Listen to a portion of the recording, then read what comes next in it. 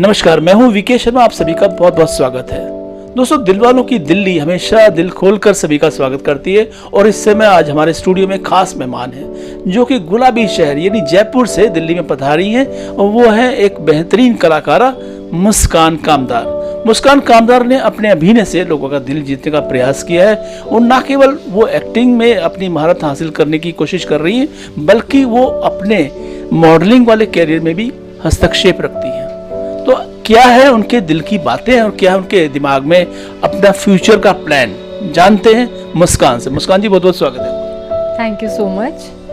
मुस्कान जी, ये जो सफ़र आपने शुरू किया, ये कब और कैसे शुरू किया? एक्चुअली जब मैं कॉलेज में थी तो कॉलेज में मुझे फ़ोटोज़ क्लिक कराने का बहुत शौक था। फिर मैं धीरे धीरे जब मैंने मिस फ्रेशर का कंपटीशन हो रहा था कॉलेज में, जब मैंने पार्टिसिपेट किया तो मैं फर्स्ट आई।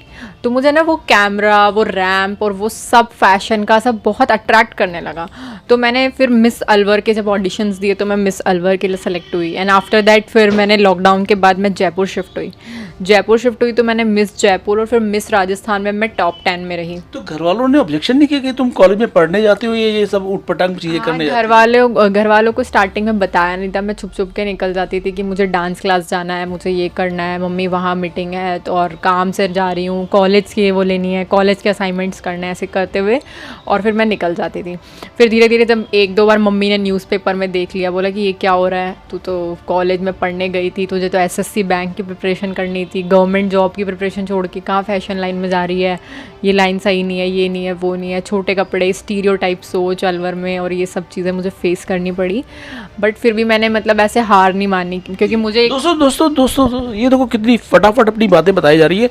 बहुत ही मुस्कान वाला चेहरा लेकर बैठी है हमारे साथ में, लेकिन दिमाग कितना शातिराना है। हर चीज पर इनकी पैनी नजर है। इन्होंने अपने कैरियर को एजुकेशन से थोड़ा डाइवर्ट करके एक्टिंग लाइन में, मॉडलिंग लाइन में ट्रांसफ़र किया और अपने पेरेंट्स को भी किसी न किसी तरह से बनाने का प्रयास किया। तो इसमें जो आपको कामयाबी मिली कि पेरेंट्स ने कहा कि कोई बात नहीं, आप कैरी ऑन करें, तो आपको सबसे पहले जो इसमें गाइडलाइन देने वाले कौन ऐसे हाथ थे जिन्होंने आपको सपोर्ट किया? इनिशियली मेरे पास कोई गाइडेंस नहीं थी, नथिंग, ओनली यूट्यूब और इंस्टाग्राम ही मेरा एक सपोर्ट सिस्टम था जहाँ मैं सोशल मीडिया के थ्रू अपने आप को प्रेजेंट करती थी और सोशल मीडिया के थ्रू ही मैंने अपनी पिक्चर्स क्लिक करा के डालना करना।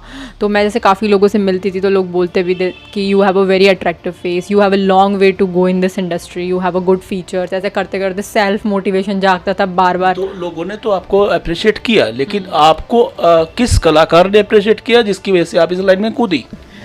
जब मैं मेडिकल लाइन से थी इनिशियली तो मेरे टाइम पे मानुषी चिल्लर ने मिस वर्ल्ड का खिताब जीता था। तो मैं मानुषी चिल्लर से बहुत इंस्पायर्ड थी कि मतलब वो पढ़ाई में भी इतनी अच्छी थी क्योंकि मैं भी पढ़ने में बहुत अच्छी थी। तो मेरे मम्मी पापा चाहते थे कि मैं पढ़ लिख के डॉक्टर, इंजीनियर या गवर्नमेंट सर्विसेज में जाऊँ, आरपीएससी यूपीएससी क्लियर करूँ। बट मैंने अपने पेरेंट्स की उस चीज़ को भी रखा, मैं साथ साथ प्रिपरेशन भी करती थी। बट मुझे कभी गवर्नमेंट जॉब में इंटरेस्ट नहीं था। मुझे मतलब ऐसा था कि मुझे प्राइवेट सेक्टर में कुछ ना कुछ अच्छा करना है। फिर मैंने अपने मम्मी पापा की बात को रखते हुए ग्रेजुएशन के बाद भी पढ़ाई नहीं छोड़ी, पोस्ट ग्रेजुएशन करी जर्नलिज्म एंड मास कम्युनिकेशन से। उसका ना आपने जर्नलिज्म भी किया। तो ये जो आप विभिन्न नावों में पैर रख के आगे बढ़ रहे थे, आपको लग रहा था कि सफलता आपको चुभेगी? उस टाइम मुझे था कि उस टाइम तक 2022 तक मुझे अपने पेरेंट्स की इस चीज़ को भी रखना पड़ा कि मैं अपनी पढ़ाई कंटिन्यू कर रही हूँ तो मुझे जयपुर में रहने दीजिए क्योंकि मैं अपनी पढ़ाई कंटिन्यू कर रही हूँ। पढ़ाई कंटिन्यू करते करते मैं उस मॉडलिंग में इतना फुल टाइम प्रोफेशनल हो चुकी थी कि मेरे पास सॉन्ग, सीरियल्स और ये सब आना स्टार्ट हो चुके थे। और जैसे ही मेरी डिग्री कंप्लीट हुई उसके बाद मैंने मुंबई ट्राई करना स्टार्ट किया। मैं ये जानना चाह रहा था, जो सवाल मेरा था, जो आप शायद भटक गए सवाल से, कि कैसा कौन सा करेक्टर है, कौन से कलाकार है जिन्होंने आपके दिमाग पर ऐसी छाप छोड़ी कि आपको उसको अभिनय की लाइन में आना है? मेल फीमेल करेक्टर की मैं बात कर रहा हूँ, फिल्म लाइन की, बॉलीवुड की बात कर रहा हूँ। ओके, बॉलीवुड में मुझे जैसे कियारा आडवाणी की वो जो आंखों से वो एक्सप्रेस करती हैं वो मुझे काफ़ी अच्छा लगता है। पंजाब की बात करें तो मेरी सोनम बाजवा फेवरेट एक्ट्रेस है। तो उनके जो एक कैरेक्टर, उनकी जो अदाएँ होती हैं, उनके जो एक्सप्रेशंस होते हैं, उनको मैं बहुत अच्छे से ऑब्जर्व करती हूँ और मैं इन फ्यूचर उनके जैसा काम करना चाहती हूँ, उनके जैसे एक्ट करना चाहती हूँ। मेल में रणबीर कपूर। ओके, कोई आपकी जो चाहत वाली अभिनेत्री हैं उनका कोई डायलॉग आपको, या अपना ही कोई डायलॉग हमारे दर्शकों को आप सुनाना चाहें ताकि उन्हें पता लगे कि वास्तव में आप एक अच्छी अभिनेत्री? जैसे मुझे करीना कपूर के बहुत सारे ऐसे कॉलेज वाले डायलॉग जैसे सुनाओ ना।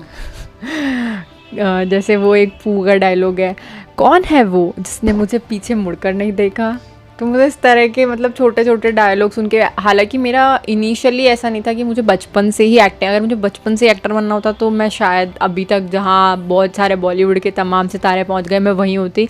बट मेरा इनिशियली मेरा बचपन में भी था, बट ड्यू टू लाइक कि पेरेंट्स का सपोर्ट नहीं था, मम्मी ने बोला कि इस लाइन में आगे कुछ नहीं रखा है, बहुत धक्के खाने पड़ते हैं, बहुत स्ट्रगल है, तो मैं वो बचपन में डांस का शौक था जिसको वहीं मार दिया गया था। मुस्कान, आपने जर्नलिज्म भी किया, आपने बताया, और आप अभिनय के क्षेत्र में भी हैं। तो मेरा अगला सवाल मिक्स है इसी तरह से कि जिस तरह से आप बोलते हैं ऐसा लगता है बुलेट ट्रेन की तरह से स्पीड से आप बोल रहे हैं, हालांकि बुलेट ट्रेन भाई आने वाली है हिंदुस्तान में, तो आपको लगता नहीं कि शब्दों का जो चयन है या जो हम उच्चारण है इस तरह से करें ताकि सामने वाले को समझ आए कि आपने क्या बोला?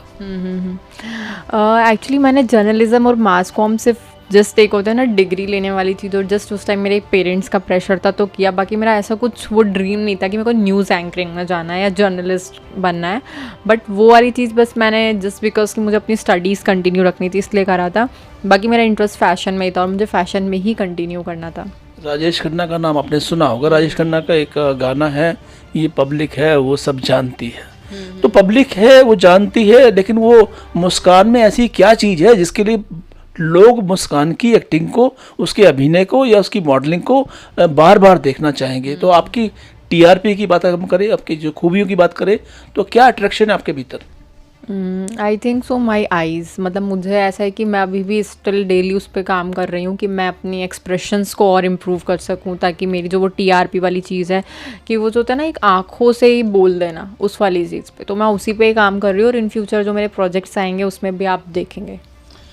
आपको क्या लगता है कि जो बॉलीवुड है वो आपके लिए दरवाजे खोलकर इंतज़ार कर रहा है या अभी थोड़ा सा समय बाकी है? मैं ऐसा सोचती नहीं हूँ, मैं बस अपने ऊपर काम कर रही हूँ and I am just going with the flow, let's see destiny कहाँ लेकर जाती है। ऐसा मैं कुछ मैंने 2 साल पहले ऐसा सोचा भी नहीं था कि मैं यहाँ तक आ जाऊँगी, तो मैंने कभी सोचा नहीं, बस काम करा अपने ऊपर। तो मुस्कान, आप जानते ही हैं जब तक कोई गॉडफादर नहीं होता तो आपको एक अच्छा मुकाम नहीं मिलता। तो बॉलीवुड में हालांकि हर कदम पर धोखे हैं, और यहाँ पर जो जिस तरह की खबरें देखने को मिलती है, सुनने को मिलती हैं, वहाँ पर अक्सर फीमेल जो कलाकार है उसको डिच किया जाता है। तो ऐसा आपको क्या लगता है कि जिसमें कि आपको लगे कि बॉलीवुड आपको स्वीकार करने के लिए तैयार बैठा है? मुझे सिर्फ मैं इन सब चीज़ों पे, मतलब ये तो पहले भी होता था और आई गेस 2020 में भी वो सुशांत सिंह राजपूत के टाइम पे बहुत सारे ऐसे केसेस आए थे जिनको देखकर मेरे पेरेंट्स भी बहुत घबरा गए थे और उनको ऐसा था कि नहीं, इस इंडस्ट्री में तो जाना ही नहीं है।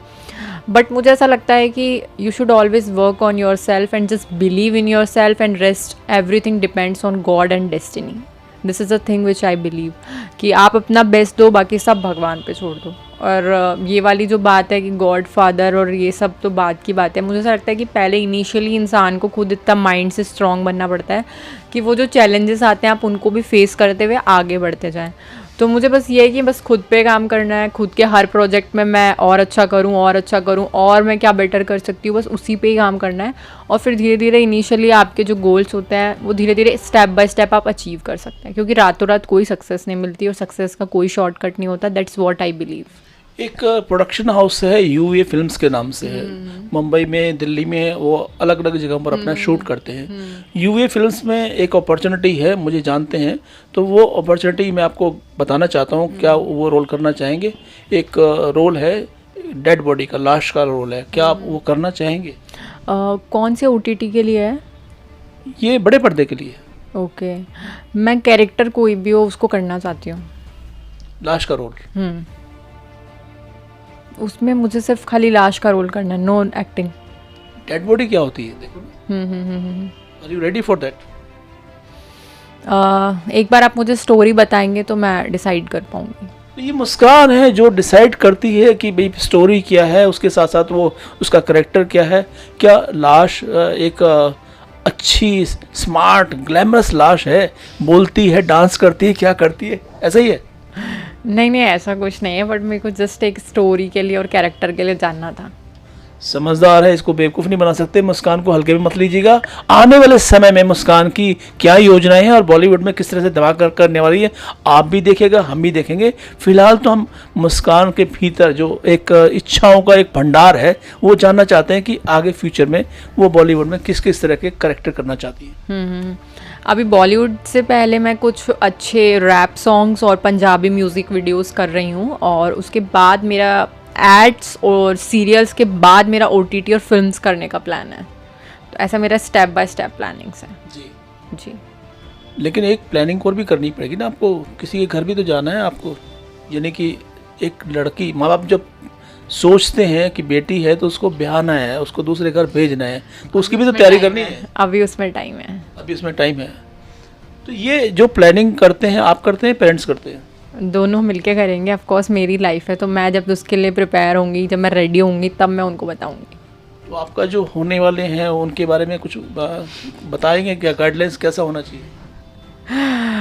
मुझे ना लड़का माइंडेड चाहिए, उसके अंदर बिजनेसमैन वाली, एक अच्छे जेंटलमैन वाली क्वालिटीज़ होनी चाहिए, बस। फिल्म लाइन से ना हो? मैंने ऐसा अभी कुछ सोचा नहीं। I decide after 4 years।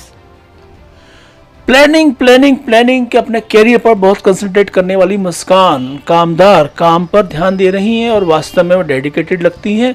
उनकी मेहनत कितना रंग लाएगी तो आने वाला वक्त बताएगा। और दर्शकों ध्यान रखना, जब भी आप पर्दे पर, छोटा पर्दा हो या बड़ा पर्दा हो, मुस्कान को देखें तो उन्हें अपने दिल से प्यार दें, उनको आशीर्वाद दें। जो भी आप उसको सपोर्ट करना चाहें सपोर्ट करें। कहीं अगर कमी भी लगती है तो आप उसको इशारा करें कि अगर आप इसको इस ढंग से निभाते तो आपका रोल अच्छा हो सकता था। ये मुलाकात आपको कैसी लगी और आगे किस कलाकार से अपनी मुलाकात देखना चाहते हैं हमें अवश्य बताइएगा। आगे के लिए हमें इजाज़त दीजिए। नमस्कार।